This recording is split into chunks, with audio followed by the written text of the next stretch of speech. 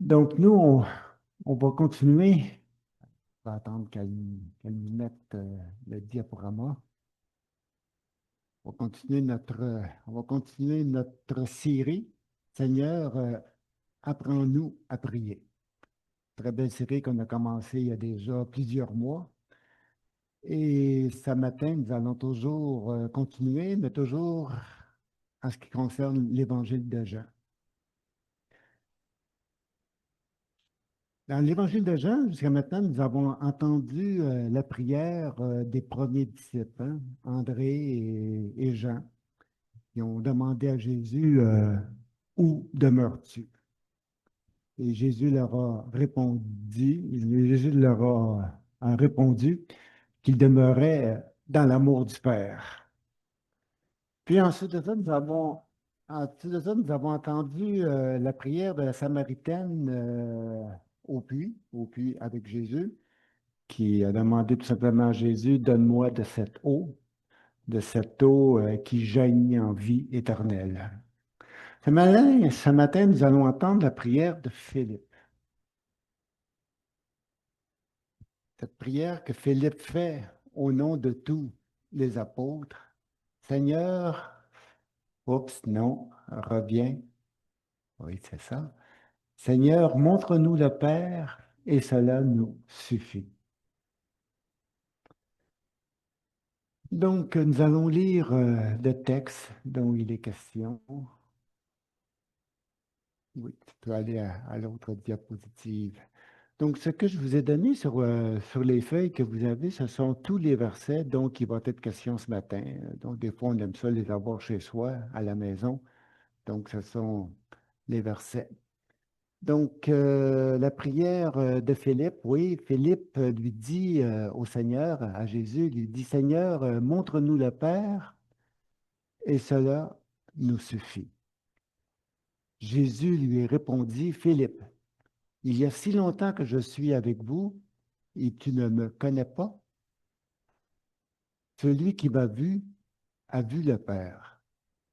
Ne crois-tu pas que je suis dans le Père et que le Père est en moi? Les paroles que je vous ai dites ne viennent pas de moi, et le Père qui demeure en moi, c'est lui qui fait les œuvres. Croyez-moi quand je dis, je suis dans le Père et le Père est en moi. Notre bon Père, nous voulons voir par Jésus ce que tu es, qui tu es. Donc, Seigneur, nous voulons aussi faire cette prière avec Philippe.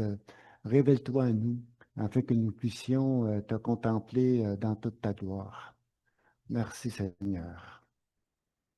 Donc, c'est une prière très courte que Philippe fait, mais une prière pleine de bon sens, une prière pleine de désir, une prière pleine de vérité. Seigneur, montre-nous le Père, et cela va remplir tous nos désirs. Hein. Cela va nous suffire. Cela va nous remplir complètement. Et suivi de cette réponse que Jésus lui fait, une prière aussi courte, mais une prière remplie de révélation, celui qui m'a vu a vu le Père. Avant de voir l'entretien de Jésus avec Philippe, j'aimerais dire quelques mots au sujet de Philippe. Qui connaît Philippe? On connaît peu Philippe, l'apôtre Philippe. Il se fait un peu discret dans les évangiles si on le compare à Pierre. Pierre est toujours présent, partout, prêt à intervenir. Il a réponse à tout. Tandis que Philippe est beaucoup plus silencieux, plus à l'écoute. Selon la liste des 12 apôtres dans les trois évangiles, Matthieu, Marc et Luc, Philippe occupe toujours la cinquième place. Pierre, toujours le premier, Judas, toujours le dernier, dans tous les évangiles. Donc, il y a Pierre, il y a André, son frère, il y a Jacques et Jean, les deux frères, ceux qui sont les plus près de Jésus, et ensuite Philippe. en cinquième place, cinquième position. Après, c'est Matthieu et toutes les autres. Donc, Philippe a quand même une place assez importante, n'est-ce pas? Tout de suite après les quatre premiers, les quatre plus importants, dont Philippe, il est là, mais on connaît très peu Philippe. On connaît Thomas, hein? Thomas, l'incrédule, si on peut dire. Mais Philippe, qui est Philippe? On n'entend presque pas parler. Qui prêche sur Philippe? Ils sont rares. Donc, Philippe passe souvent inaperçu. Pourtant, c'est le cinquième. Et pourtant, Jean, dans son évangile, le cite à 5 reprises. D'ailleurs, c'est le seul qui le cite. Il le cite à 5 reprises et probablement à cause qu'il était bien connu des lecteurs auxquels Jean s'adresse, aux lecteurs de l'Asie mineure. Donc, qui est Philippe? Qui est cet apôtre? Quelles sont ses origines? Où est-il né? Où est sa tombe? Quel est son rôle parmi les apôtres? Quel est son ministère? C'est ce que je vais essayer de faire à travers les 5 textes que Jean nous livre en ce qui concerne Philippe. Jean nous dit dès le début de son évangile qu'il est un des premiers disciples de Jésus. On peut aller à l'autre diapositive. Jean nous dit au chapitre 1, versets 43 et 44, le lendemain, après avoir rencontré Pierre, le lendemain, Jésus voulut se rendre en Galilée. Il rencontra Philippe et lui dit, suis-moi. Jésus rencontre Philippe. C'est Jésus qui le rencontre et non Philippe qui rencontre Jésus. C'est Jésus qui va vers lui et c'est Jésus qui l'invite à le suivre. C'est pas Jean, c'est pas Philippe qui fait les premières démarches. C'est Jésus qui fait une démarche auprès de Philippe. Rencontrer, c'est l'une des activités préférées de Jésus. Jésus aime rencontrer les gens, que ce soit des hommes, des femmes, que ce soit des gens riches, que ce soit des gens pauvres, que ce soit des malades, des gens en bonne santé, que ce soit des chefs religieux, que ce soit monsieur, madame, tout le monde. Jésus aime rencontrer des gens. À travers l'évangile de Jean, Jésus rencontre des gens. Il rencontre Nicodème, il rencontre la Samaritaine, il rencontre les gens de la Galilée, il rencontre le paralytique, il rencontre l'aveugle-né. Donc, Jésus rencontre des gens. Jésus aime être en contact avec des gens. C'est l'une des activités préférées de Jésus. Dans le langage de Jean, rencontrer, oui, dis-je, ce n'est pas un simple bonjour en passant. C'est plus profond qu'une petite rencontre rapide sur le coin de la rue. C'est prendre le temps. C'est prendre le temps d'être avec, d'être en présence de l'autre. C'est avoir un entretien, un échange, un dialogue.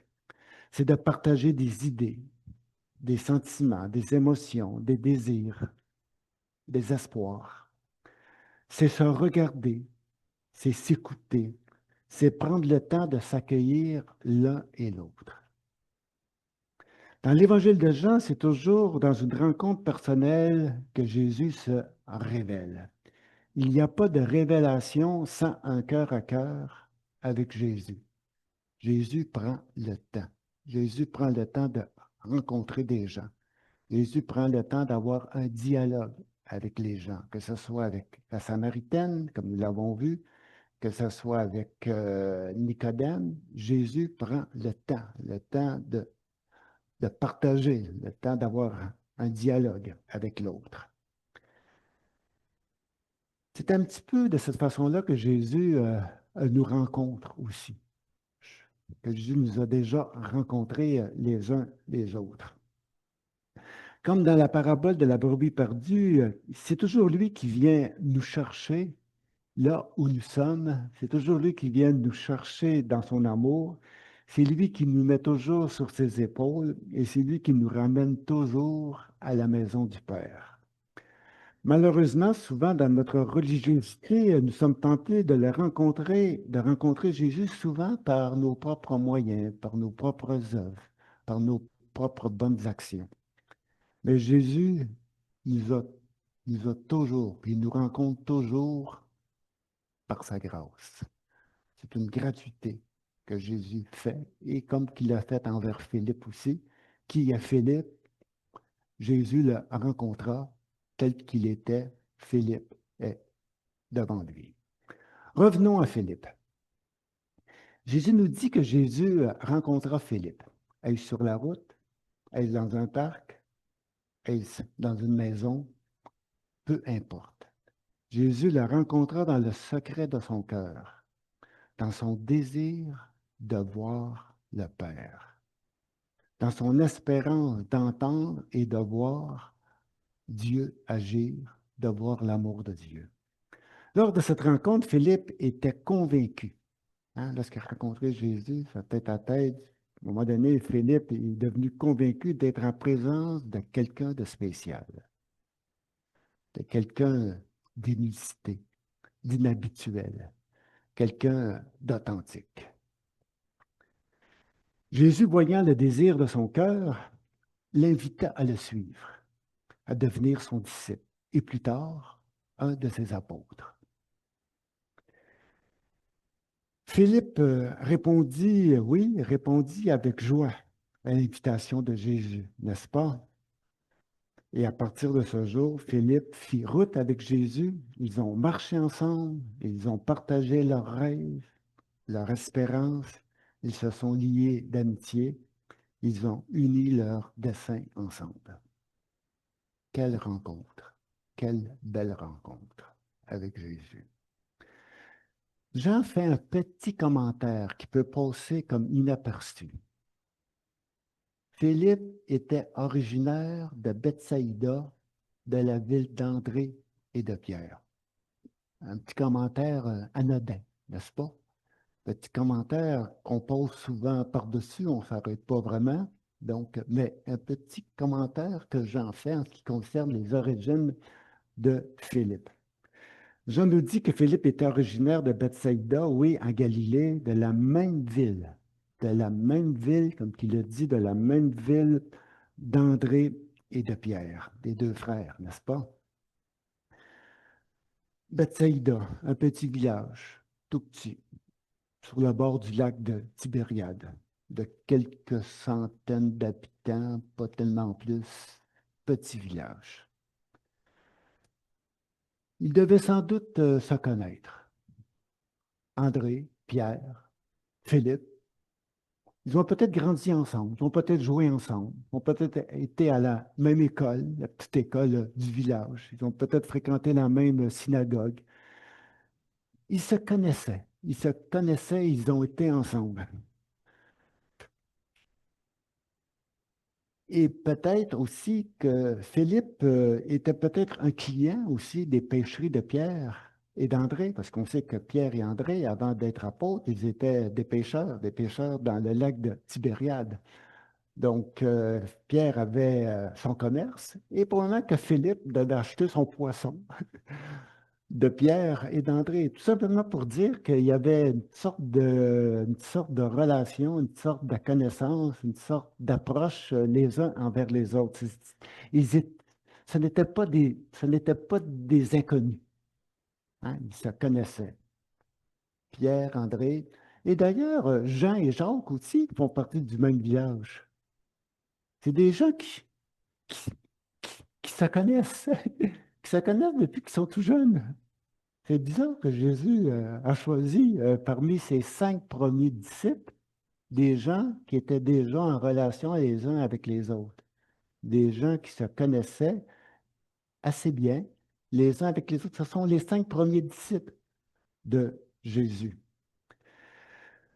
Donc, comme je l'ai dit tantôt, ils devaient sans doute se connaître. Ils avaient le même langage, les mêmes valeurs, les mêmes attentes. Ils avaient des points en commun. Ils avaient des points de rencontre qui les unissaient naturellement.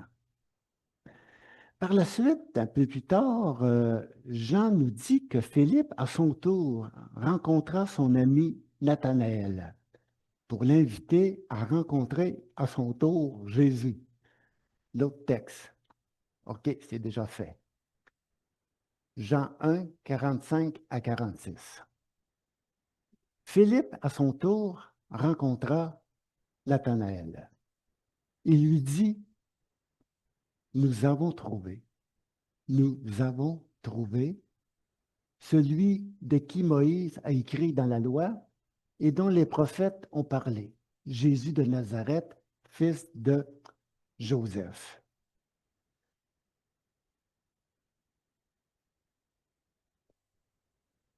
Comme Jésus rencontre Philippe, Philippe rencontre Nathanaël. Donc, il prend le temps. Il prend le temps d'être avec lui. Il prend le temps d'avoir un dialogue avec lui. Il prend le temps de partager avec lui. Ce n'est pas une petite rencontre sur le coin de la rue en disant j'ai trouvé.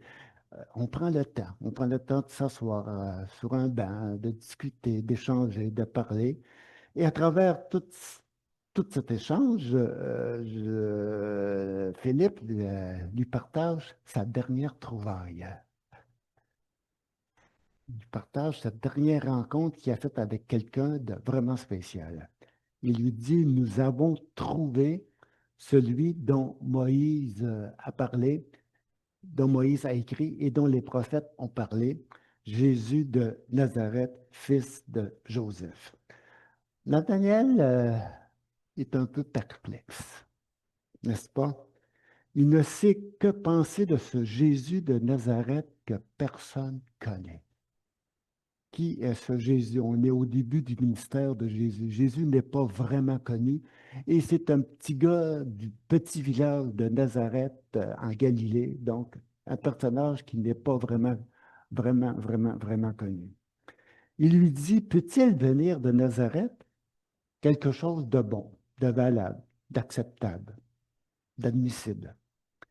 Les prophètes avaient parlé d'un certain village. Hein. Les prophètes avaient parlé d'un certain petit village en Judée. Ils avaient parlé de Bethléem. Mais Nazareth, où est Nazareth? Qui peut bien venir de Nazareth? Petit village dans les montagnes de la Galilée, un petit village perdu dans le nord des Laurentides, que sais-je. Donc, qui est vraiment ce Jésus de Nazareth, fils de Joseph? Bon, qui est-il? Face à la méfiance de Nathanaël, Philippe, au lieu d'argumenter avec lui, au lieu d'essayer de le convaincre par toutes sortes d'argumentations, puis de ci, puis de ça, puis de passer, puis essayer, Philippe l'invite tout simplement à rencontrer personnellement Jésus. Viens et tu verras. Viens et vois. Il invite d'être en présence de Jésus, de l'écouter, de regarder et probablement de l'accueillir par la suite. Tout comme Philippe, il est convaincu à son tour, Nathanaël est convaincu à son tour d'être en présence de quelqu'un de spécial, d'inusité, d'inhabituel, quelqu'un d'authentique. Et suite à cette rencontre, Nathanaël accepte, accueille Jésus comme étant celui dont Moïse a parlé, a écrit et dont les prophètes ont écrit, Jésus de Nazareth. Donc, il décide d'y mettre sa foi dans ce Jésus qu'il ne connaît pas plus qu'il faut. Donc, c'est vraiment un grand pas de foi, là, hein? Jésus n'est pas encore connu. C'est plus facile de croire à quelqu'un qu'on connaît déjà que quelqu'un qu'on ne sait pas trop et qu'est-ce qui va arriver avec lui, qui il est, ainsi de suite. Donc, c'est vraiment un grand pas de foi. Et Jésus lui dit, écoute, mon Nathanaël, ce que tu vois aujourd'hui, ce n'est rien. Tu verras le ciel ouvert et tu vas voir les anges de Dieu descendre et remonter sur le Fils de l'homme. Tu vas voir dans ma personne, dans les jours qui vont venir, dans les semaines qui vont venir, dans les mois qui vont venir, tu vas voir des choses encore beaucoup plus grandes que celles que tu peux t'imaginer. le ciel va s'ouvrir devant toi. Et Jésus le laisse avec ça.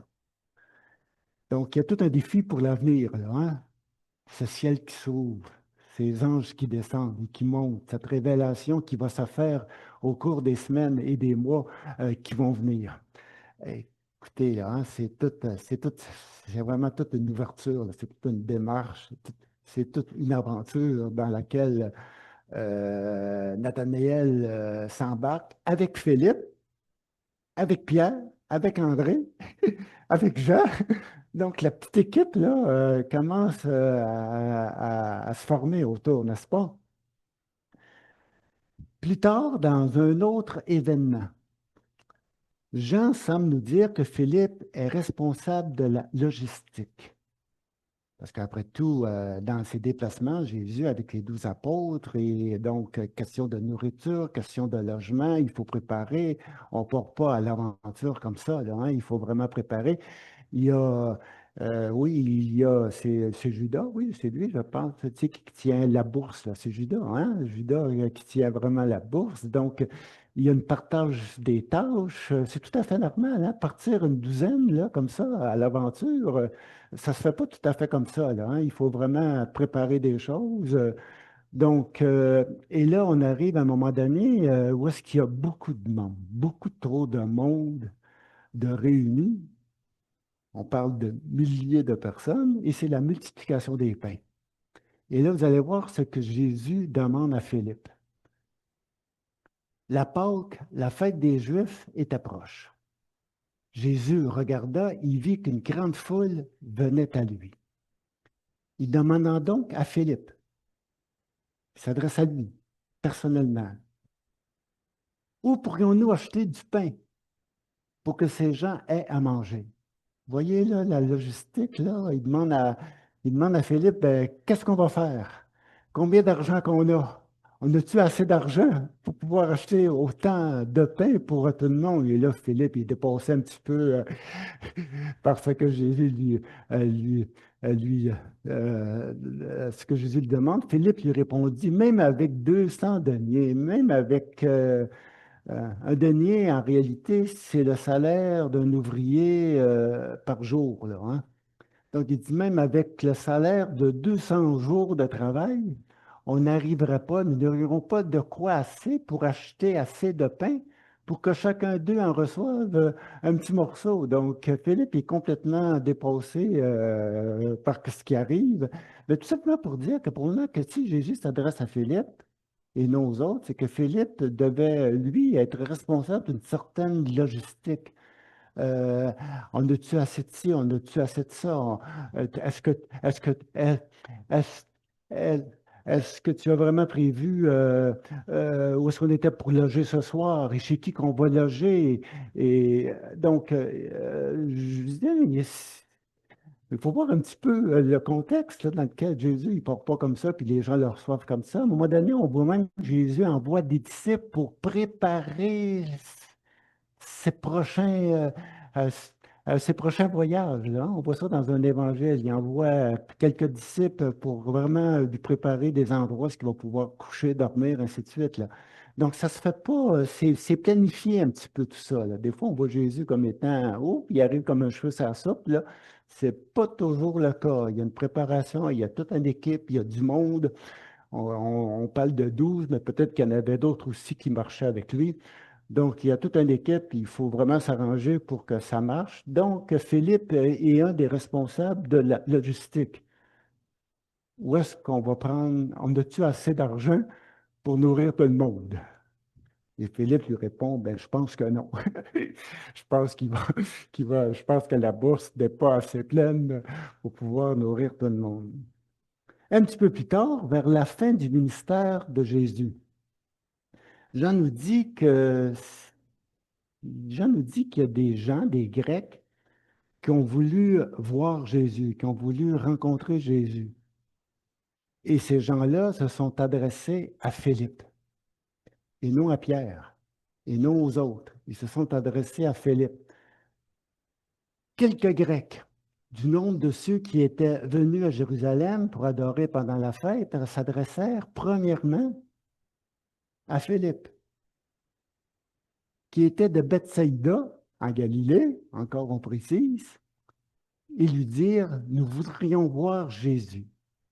Philippe alla le dire à André, et non à Pierre. C'est spécial, hein? Elle alla le dire à André, puis tous les deux allèrent le dire à Jésus.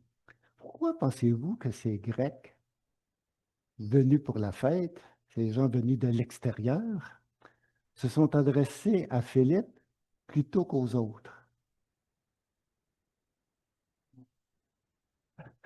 Ah, pas de temps. Bravo. Oui, c'est ça. C'est que c'est un nom grec.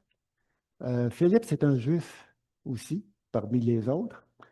Mais contrairement aux autres, Philippe porte un nom grec.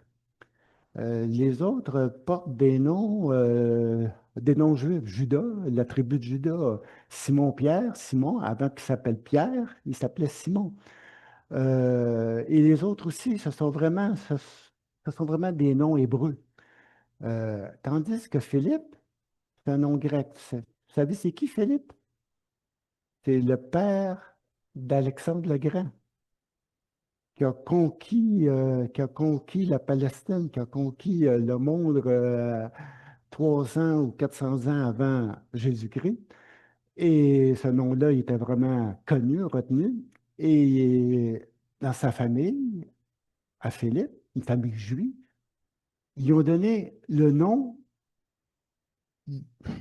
du père du grand conquérant. Ils l'ont appelé Philippe. Et ça sortait de l'ordinaire. Donc, ça voulait dire que Philippe avait quand même, probablement que sa famille, vu qu'il demeurait un petit peu plus au nord, dans la Galilée, il devait avoir une certaine culture grecque chez eux. Donc, puis il devait aussi peut-être parler plus le grec que les autres. Parce qu'en réalité, les apôtres, avec Jésus et d'ailleurs, leur langue, c'était l'araméen. Donc, il y avait très peu de grec et on parlait surtout l'araméen. L'hébreu, ce n'était pas une langue qui était vraiment, vraiment parlée à l'époque. Donc, on se pose même la question si Jésus pouvait même, lui, se débrouiller en grec. Donc, les Grecs venant, qui veulent voir Jésus, ils savent qu'ils ne peuvent pas approcher Jésus n'importe comment. Et ça, c'est spécial, hein? On ne peut pas approcher Jésus comme ça. On a l'impression qu'il y a une garde autour de Jésus. Avant de rencontrer Jésus, il faut demander la permission. Hein? Quelques-uns voulaient rencontrer s'adressèrent premièrement à Philippe pour lui demander s'il pouvait rencontrer Jésus. Et Philippe allait le dire à André. Et André aussi, c'est un nom grec. Donc, vous voyez là, et là, il y a vraiment, vraiment quelque chose qui se fait. Ces gens-là vont rencontrer Jésus et probablement que Philippe va jouer le rôle de traducteur auprès de Jésus, parce que ce sont des Grecs. Jésus parle en araméen, peut-être quelques mots grecs, mais jusqu'où, on ne sait pas trop trop. Donc, ça prend quelqu'un qui est capable de traduire ce que ces Grecs-là vont pouvoir. Vous voyez toute la babelle là. Et c'est intéressant. C'est intéressant parce qu'on peut voir vraiment Philippe comme étant plus près d'une culture, plus près, qui avait une certaine culture grecque déjà au sein de sa famille, ce qui va lui faciliter la tâche dans l'évangélisation plus tard. L'histoire nous dit qu'après la Pentecôte, Philippe serait parti en Asie mineure, évangéliser les gens d'origine grecque, justement. Il aurait été marié à une certaine Marie, qui aurait eu 2 filles avec elle. Sa fille, Herminone, aurait subi le martyre à Éphèse. Les pères de l'Église, tels que Eusèbe Césarée, au IVe siècle à peu près, nous dit que Philippe serait mort très vieux, vers l'an 80, d'une mort naturelle. Il aurait été enterré à Hiérapolis. Vous avez déjà entendu parler de cette ville-là? Hiérapolis. Pourtant, Paul parle de cette ville dans sa lettre aux Colossiens. Non, reviens, reviens, reviens, reviens, reviens, reviens. Ici. Hiérapolis est l'une des trois villes mentionnées par Paul dans sa lettre aux Colossiens. C'est écrit dans Colossiens 4,13, car je lui, en parlant de Épaphras, qui est le responsable de l'église de Colosse, rend le témoignage, je lui rends le témoignage qu'il a une grande sollicitude pour vous, Colossiens, pour ceux de l'Odyssée et pour ceux de Hiérapolis. Où se situe la ville de Hiérapolis? On va aller sur l'autre. Vous voyez ici en bas, il y a les trois villes. Colosse, qu'on connaît bien, l'Odyssée, une des sept villes de l'Apocalypse, qu'on connaît très très bien, et Hiérapolis, qui est juste là.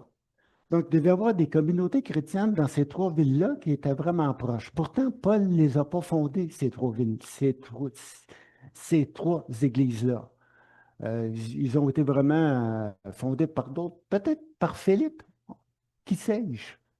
Mais ce n'est pas Paul qui a vraiment fondé ces trois villes-là, et ces trois villes qui sont très, très près l'une de l'autre, là. Hiérapolis, l'Odyssée et Colosse. Vita et moi, on a eu l'occasion, il y a quelques années, de visiter cette région en Turquie.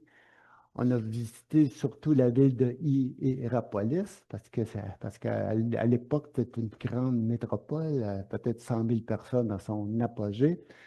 C'est vraiment l'endroit qui était renommé pour ses sources thermales. Et vous allez voir sur l'autre diapositive, oui. Vous voyez là, écoutez, c'est impressionnant. Euh, C'est tout, si c'est blanc, c'est vraiment le sel, le calcaire ou quelque chose de semblable. Et il y a beaucoup, beaucoup de bassins d'eau chaude. Et la ville se situe en haut de ça.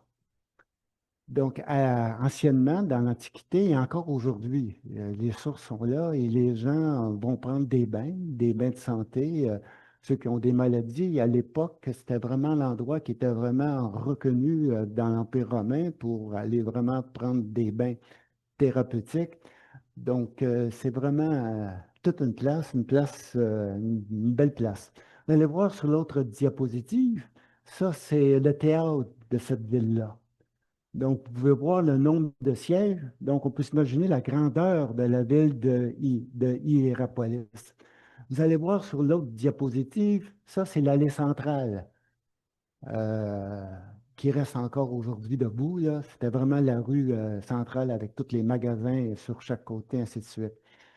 Sur l'autre diapositive, celle-là, elle est spéciale. Ça, c'est la petite chapelle sous laquelle on aurait retrouvé le tombeau de Philippe en 2011. Ça fait pas tellement longtemps.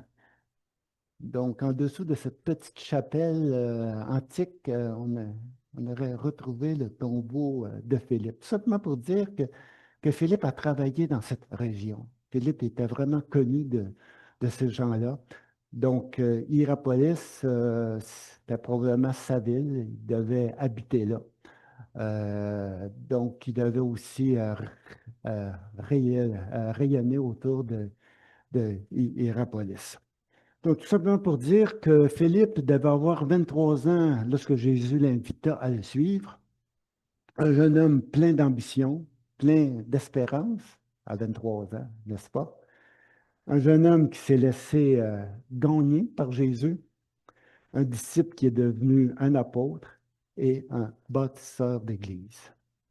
Revenons à Philippe, voir la diapositive, la prière de Philippe. Non, on revient. Philippe lui dit, Seigneur, montre-nous le Père et cela nous suffit. J'aimerais remettre cette petite prière dans son contexte. Philippe, Philippe n'a pas sorti ça de son chapeau comme ça, là. Donc, il y a un certain contexte à cette demande que Jésus lui fait. On sait que on est à la fin du ministère de Jésus. D'ailleurs, Jésus va devoir être arrêté même dans la nuit qui va suivre. C'est le dernier repas que Jésus prend avec ses disciples. C'est la dernière soirée que Jésus a avec eux. C'est le dernier entretien personnel que Jésus a avec eux. Là, au ce repas, Jésus leur annonce la triste nouvelle de son départ, n'est-ce pas? Il leur dit, mes petits-enfants, je suis pour peu de temps encore avec vous. Ils sont surpris, déconcertés, abasourdis, inquiets pour l'avenir. Que va-t-il nous arriver? Et Jésus leur dit, pour les rassurer, ne vous inquiétez de rien, croyez en Dieu, croyez en moi, soyez en paix. Donc, c'est dans ce contexte que Philippe va lui dire, Seigneur, montre-nous le Père. Montre-nous ce que tu nous as promis depuis le tout début. Montre-nous ce que personne n'a vu et que personne ne voit. Et cela va nous combler. Cela va nous satisfaire. Montre-nous ton Père.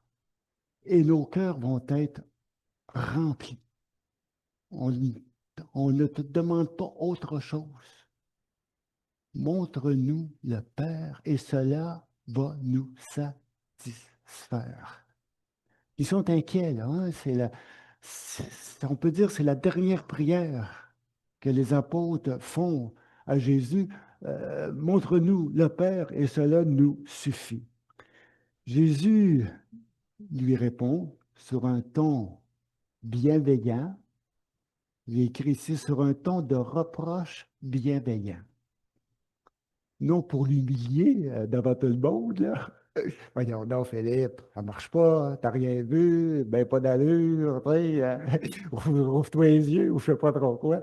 Mais sur un ton très, très bienveillant, Jésus lui dit, il y a si longtemps que je suis avec vous et tu ne me connais pas. Tu n'as pas vu vraiment qui je suis. C'est spécial, hein, être avec Jésus et de ne pas savoir qui est Jésus. C'est quelque chose. Ça nous arrive, nous autres. Hein? On voit ça souvent parmi les chrétiens. On parle beaucoup de Jésus sans savoir vraiment qui il est.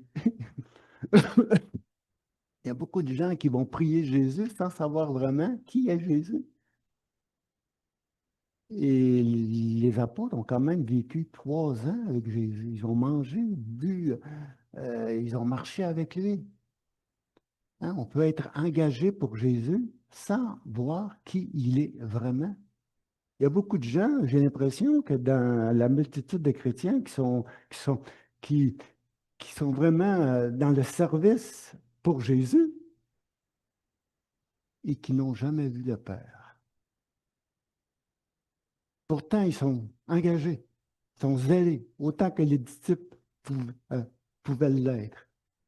Et les disciples, à la fin, ils demandent à Jésus, montre-nous ce que personne ne voit. Montre-nous le Père. Montre-nous celui qui nous aime d'un amour éternel. Montre-nous celui que personne ne voit, en fait que nos cœurs soient apaisés, réconfortés, rassurés dans ce temps d'incertitude et d'incompréhension. Jésus vient de leur dire qu'il va devoir les quitter. Donc, Jésus leur dit, celui qui m'a vu a vu le Père. Les paroles que je vous dis ne viennent pas de moi, et le Père qui demeure en moi, c'est lui qui fait les œuvres. Croyez ce que je vous dis, je suis dans le Père et le Père est en moi. En réalité, ce sont les paroles parmi les plus importantes de l'Évangile de Jean. Ce sont les paroles qui décrivent le mieux l'essence même de la révélation. Celui qui m'a vu a vu le Père.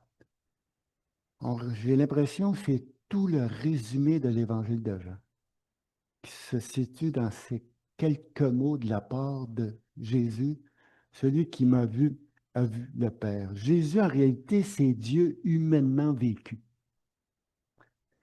C'est Dieu qui s'est donné un visage humain, celui de Jésus. Désormais, si nous voulons vraiment voir le visage de Dieu, nous n'avons qu'à contempler le visage de Jésus. En son visage, nous voyons réellement qui est le Père. Jésus est l'image visible du Dieu invisible. Jésus, par le don de sa vie, nous fait voir ce que personne n'a jamais vu. Il nous fait voir Dieu dans tout son amour pour l'humanité. Connaissez Jean 3,16? Car Dieu a tant aimé le monde. Mais en réalité, à travers ce verset, c'est le Père qui se révèle à travers Jésus. C'est pareil comme si le Père nous disait à travers Jésus, je vous ai tant aimé que je me suis donné à travers mon Fils pour vous donner la vie. C'est ça le message que Dieu passe à travers Jésus. Car Dieu a tant aimé le monde qu'il a donné son Fils unique. Mais en réalité, en dessous de tout ça, c'est pareil comme si Dieu, le Père, nous dirait, je vous aime tellement là, que moi-même, je me suis donné pour vous à travers mon Fils, afin que vous puissiez vivre. Et ça, c'est la révélation de Dieu, c'est la révélation du Père. Et moi, personnellement, ça me fait du bien. Parce que je ne sais pas si vous êtes comme moi, mais parfois j'ai la crainte de Dieu, j'ai la peur de Dieu. Je ne sais pas pourquoi ça me poursuit. Je suis insécure, je ne suis pas toujours en paix. Ma conscience parfois, ou je ne sais pas, je me perds dans mes idées, je ne sais plus. Et là, ça vient comme me rassurer, ça. Je t'ai tellement aimé, que je me suis donné moi-même à travers mon Fils pour que tu vives. Je ne suis pas venu pour te juger, je suis venu pour te donner la vie. Et ça, c'est rassurant. C'est c'est rassurant à l'intérieur de nous d'avoir, montre-nous le Père. Et j'ai besoin de voir le Père comme ça. Et c'est ce Dieu-là que je veux voir continuellement devant moi. Donc, la mission de Jésus, en réalité, dans l'Évangile de Jean, sa raison d'être, c'est de nous révéler l'amour du Père, c'est de nous faire demeurer dans l'amour du Père, afin que son amour demeure en nous. Par ses paroles et ses œuvres, quand Jésus, oui, par ses paroles et ses œuvres, Jésus est le chemin, la vérité et la vie qui nous révèle le Père dans toute sa beauté.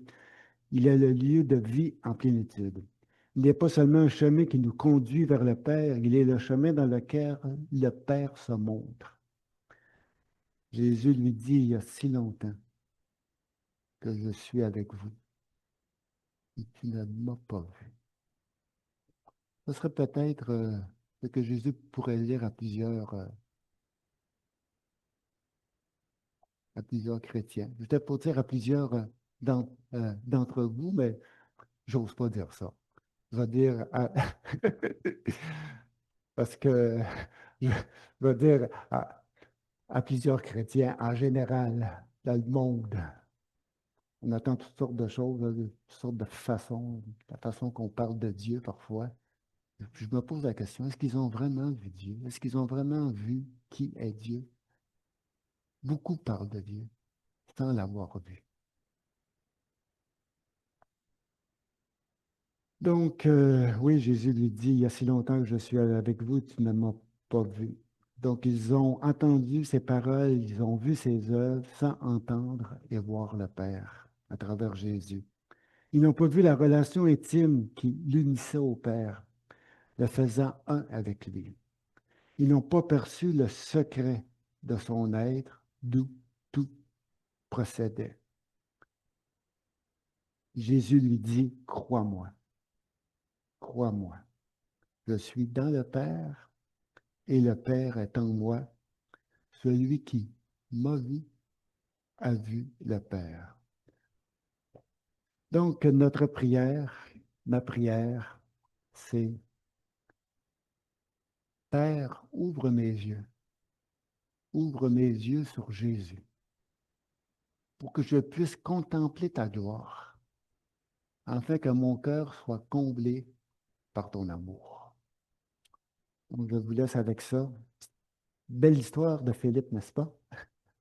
Merci beaucoup.